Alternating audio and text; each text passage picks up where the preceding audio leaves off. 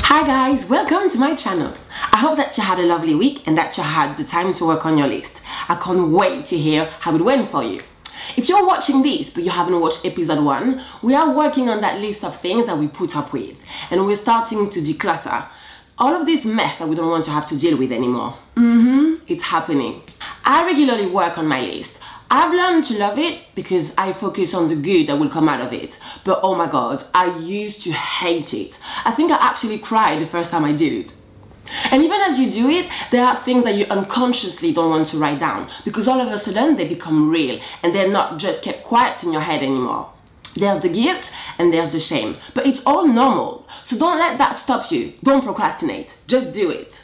You even think of, oh my god, what if someone finds this list? It's painful, but look at it as the beginning of an important process. It shows that you want to take action, and just this intention is a big chunk of the work needed.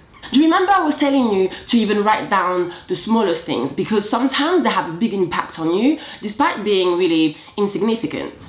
Well, my list has a few of these small things, and there are some that I'm ready to part with now. This is it, I'm done.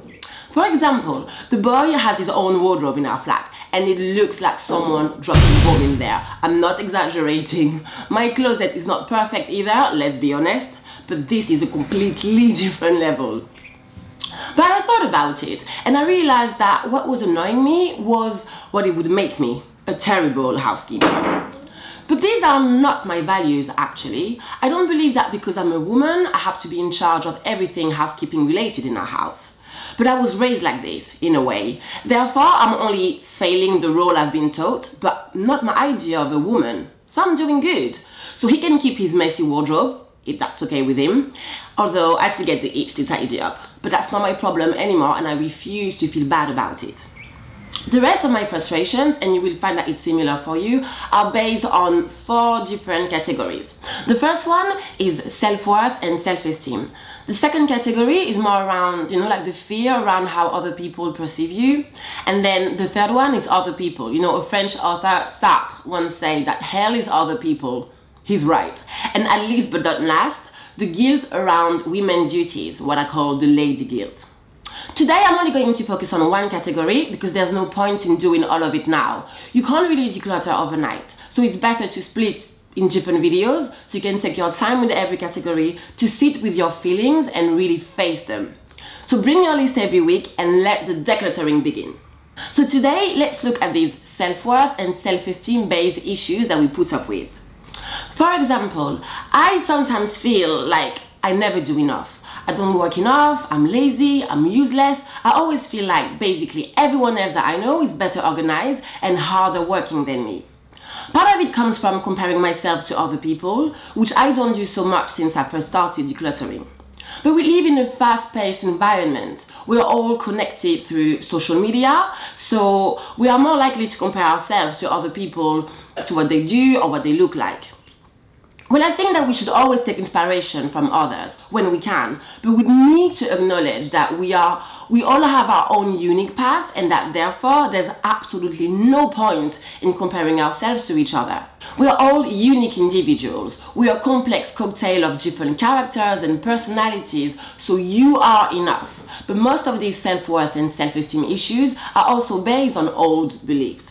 When I was younger, I was such a dreamer. I was always away with the fairies. I would sleep until 2 p.m. every weekend. My family started calling me the marmot. And because of that, I still feel like I'm lazy, even if this was 15 years ago. It was never meant as something to hurt me. Marmots are actually cute. I know it now because I had never questioned it before. But because I had never asked myself why exactly I feel like I'm never doing enough, I didn't realize that it was only based on facts that happened many years ago. It's not even relevant anymore. I'm actually doing okay. And until I haven't tried everything to prove myself wrong, I can't make such a hard statement about myself, can I? You're innocent until proven guilty, right? That's what they say. So take these points on your list, which falls in the self-worth issues category, and ask yourself, how long have I been thinking or feeling like this? The older the belief, the more likely it is your mind which paints it worse than it actually is. Let's say you feel like you're not fun or you're not interesting enough. If I was to ask you to give me the reasons in details behind these feelings, I'm pretty sure that you would struggle to answer. I don't know, I've never been fun or interesting. Well, maybe you were shyer in your school days, you had a harder time to make friends, trust me, I struggled with that too, and 5, 10, 15 years later, you still feel like this timid little girl inside. You see why decluttering is important? It's like clearing out your wardrobe and getting rid of these t-shirts that you had for a decade. They're irrelevant now, they need to leave. What will you have to give up or to try to stop feeling like this, and is it worth it? I might think that having a daily to-do list might help me feel more in control and organized for every point I take. I feel like I've achieved something, therefore there's no reason for me to feel like I don't do enough. Or I might think that tidying up every day will help me feel like I'm on top of things, but is it worth it? Probably not. I probably feel more miserable, and suggesting this idea actually makes me realize that I'm doing okay. I don't need to go that far. If this weakness was also a strength, what would it be? For example, I'm messy. Well, it definitely makes me creative if that was a strength, right? I'm definitely choosing creative over OCD. Done. Sorted. Remember that your mind has its own way to perceive things, which means that you can decide to alter it if you want to. By letting your mind keep these strong judgments about you, these things become you. They say lies become the truth, right? Well, this is the truth. So look at these low self-esteem points on your list and try for a week to look at them differently, in a nicer way like you would with your best friend, remember? And report to yourself at the end of the week. Are things that bad? So this week, look at this category of things that you put up with and ask yourself, 1, how long have I been thinking or feeling like this? The older the belief, the most likely your mind is making it look worse.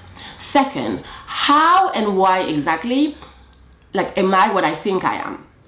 Turns out you might not find any reasons, and it might all come from an old and irrelevant belief, so it's easier to part with it now if you decide to. What will I have to try or to give up to stop feeling like this? Maybe just a simple adjustment could make you feel so much better. Or maybe you find that actually you don't need to try or give up anything because you are doing okay and things are not that bad.